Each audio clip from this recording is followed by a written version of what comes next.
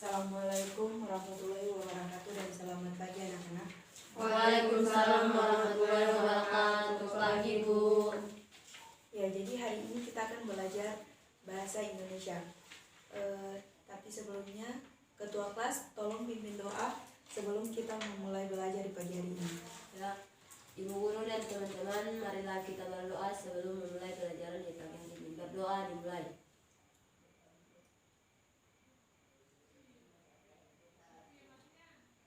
Amin. Berdoa selesai. Ya, Ketua kelas, siapa yang tidak hadir hari ini? Siap, Bu, semua hadir. Ya, kalau begitu tolong kumpulkan tugas yang kemarin Ibu berikan.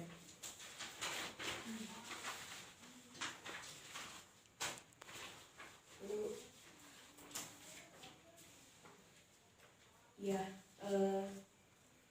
jadi hari ini kita akan belajar tentang teks anekdot. Tapi sebelumnya, Ibu akan membacakan kompetensi dasar yang akan kami bahas dan indikator.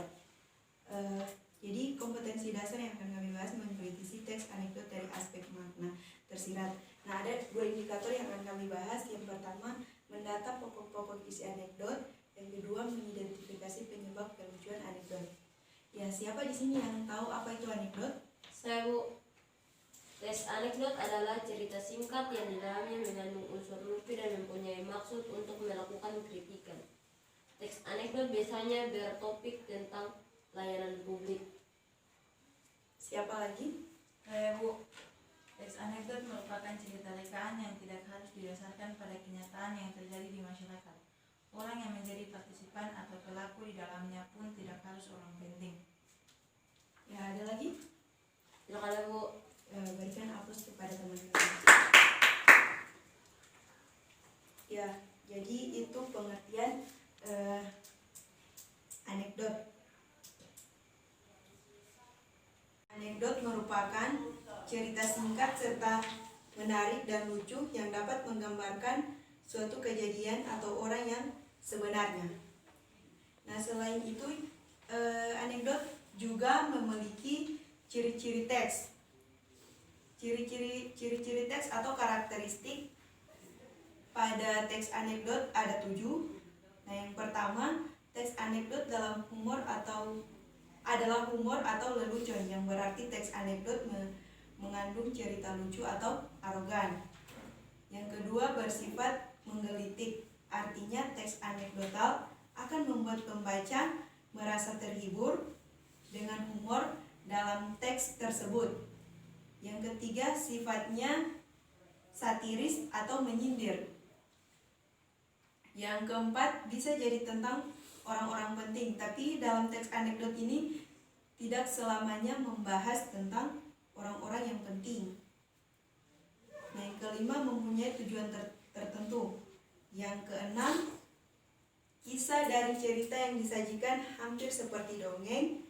Yang ketujuh, menceritakan tentang karakter manusia dan hewan sering dihubungkan secara umum dan realitas. Dari pengertian dan ciri-ciri teks anekdot, apakah ada yang belum mengerti? Sudah, Bu. Ya, baik. Selain ciri-ciri teks anekdot juga memiliki struktur teks. Siapa yang tahu apa saja struktur teks anekdot?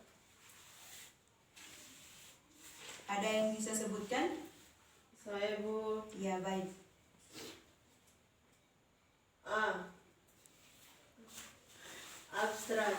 B. Orientasi. C. Krisis. D. Reaksi. E. Koda. Ya, Ada 5. ya. Jadi ada 5 struktur teks anekdot. Selanjutnya, siapa yang bisa jelaskan kepada Ibu apa itu abstrak, apa itu orientasi, apa itu krisis, apa itu reaksi, apa itu koda? Saya, Bu. Ya. Yang pertama, abstrak, berupa cerita pembuka yang akan menggambarkan awal cerita. Orientasi yaitu peninjauan yang menggambarkan situasi awal cerita. Orientasi akan membangun konteks pembaca terhadap suatu cerita. Krisis yaitu bagian cerita yang menggambarkan keadaan yang ganti atau terjadinya konflik yang dialami oleh tokoh. reaksi yaitu tanggapan tokoh terhadap konflik yang muncul. Dan kelima, coda yaitu penutup cerita atau keadaan akhir dari cerita. Ya, dari struktur teks anekdot tadi, ya jadi abstrak adalah struktur teks humor paling awal. Jadi abstrak ini berada pada awal paragraf. Nah, yang kedua orientasi. Orientasi ini bagian yang menjelaskan latar belakang mengapa peristiwa utama dalam cerita itu bisa terjadi. Sedangkan krisis ini adalah bagian yang menjelaskan masalah. Jadi krisis ini sudah menjelaskan masalah yang terjadi dalam cerita tersebut. Kemudian reaksi. Reaksi ini bagian yang akan melengkapi dalam bentuk mengklarifikasi masalah menggunakan cara-cara yang unik dan berbeda. Dan yang terakhir coda. Coda adalah penutup berada pada penutup cerita teks anekdot. Ya, dari penjelasan tentang pengertian, struktur dan ciri-ciri, apakah ada yang belum mengerti? Sudah, Bu. Ya, baik. Maka hari ini saya akan membuat latihan. Jadi kalian akan membaca dialog singkat dan mendiskusikan. Jadi diskusinya 2 orang, 1 kelompok. Setelah itu jawablah pertanyaan-pertanyaan berikut.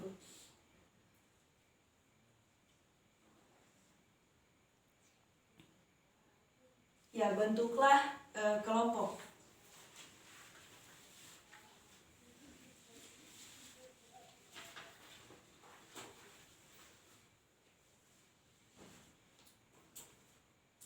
Ya, mana kelompok 1?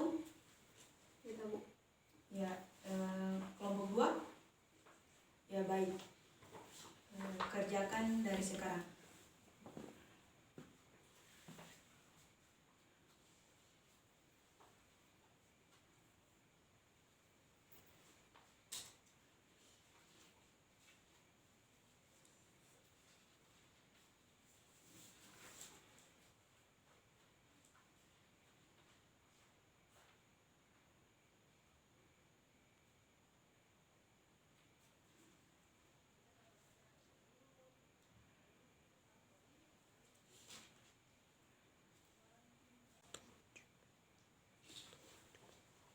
Yang kami, Bu. Baik, kelompok 1. Soalnya pertama, siapa yang diceritakan dalam anekdot? Jawabannya adalah Pak dosen yang juga menjadi pejabat. Kedua, masalah apa yang diceritakan dalam anekdot? Dosen ilmu politik yang selalu duduk saat mengajar. 3, temukan unsur humor dalam anekdot tersebut. Unsur humor pada anekdot tersebut terdapat pada dialog terakhir. Keempat, mengapa cerita lucu tersebut disebut anekdot? Karena dalam teks anekdot tersebut mengandung unsur humor atau lucu yang menyindir. Ya, sudah selesai? Sudah, Bu. Ya, beri aplaus kepada kelompok 1. Selanjutnya kelompok 2, apakah sudah selesai? Sudah, Bu. Ya, silakan. 1. Siapa yang diceritakan dalam anekdot? Jawabannya ialah Pak dosen yang juga menjadi pejabat. 2. Masalah apa yang diceritakan dalam anekdot? Seorang dosen yang tidak pernah mau berdiri pada saat mengajar. 3. Temukan unsur humor dalam anekdot tersebut. Karena kalau dia berdiri, takut kursinya diduduki orang lain. 4. Mengapa cerita lucu tersebut disebut anekdot? Karena teks anekdot mempunyai unsur lucu dan menarik. Ya, beri aplaus kepada kelompok 2.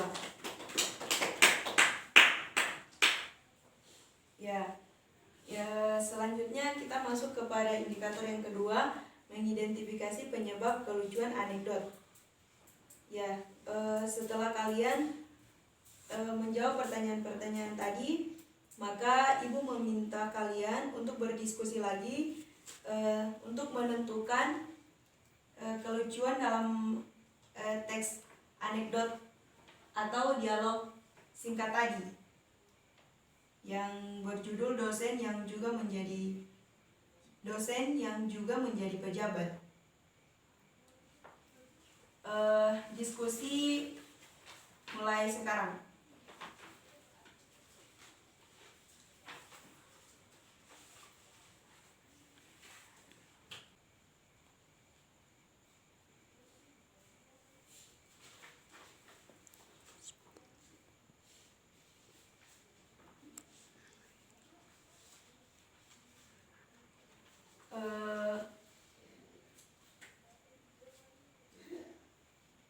Apa ada yang sudah selesai berdiskusi? Belum, Bu.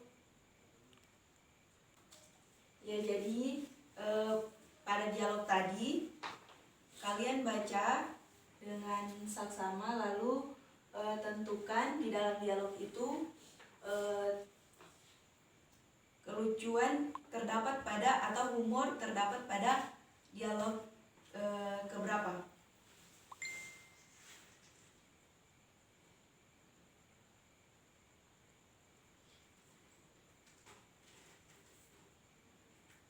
Ya.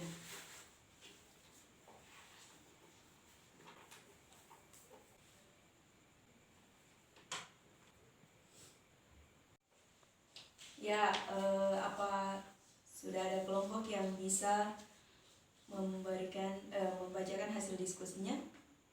Ya, kami, Bu. Ya, baik. Kelompok 1, kelucuan pada dialog tersebut terdapat pada bagian yang mana? Ya, unsur humor pada dialog tersebut terdapat pada bagian dialog kelima, keenam, dan ketujuh, yaitu tono. Bukankah itu sebabnya, Din? Sebab dia juga seorang pejabat. Udin: loh, apa hubungannya? Tono: ya, kalau dia berdiri, takut kursinya diduduki orang lain. Ya, beri aplaus kepada kelompok 1. Ya, bagaimana dengan laporan diskusi kelompok 2? Jawabannya sama dengan kelompok 1, Bu. Ya, kalau sama maka Ibu akan memberikan satu pertanyaan untuk kelompok 2. Kira-kira pada dialog ini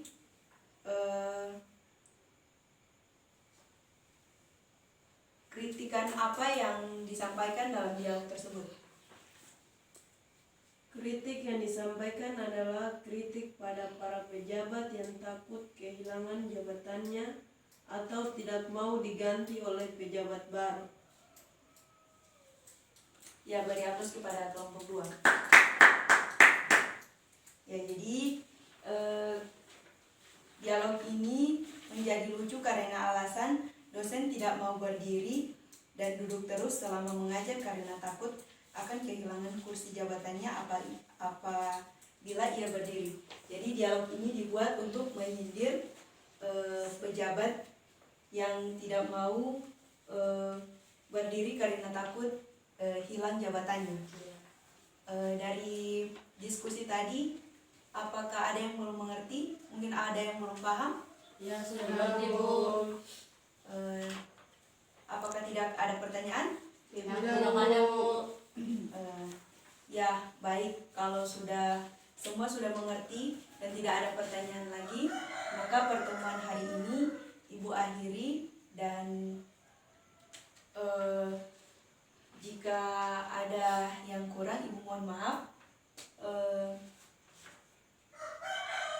Wassalamualaikum warahmatullahi wabarakatuh, dan sampai jumpa di minggu depan. Waalaikumsalam warahmatullahi wabarakatuh. Sebelum kita akhiri, sebelum Ibu keluar, karena tadi sudah berdoa sebelum memulai, maka kita tutup juga dengan doa. Ketua kelas tolong pimpin doa. Ya, Bu. Ya teman-teman dan ibu guru, sebelum kita mengakhiri pelajaran ini, marilah kita berdoa. Berdoa dimulai.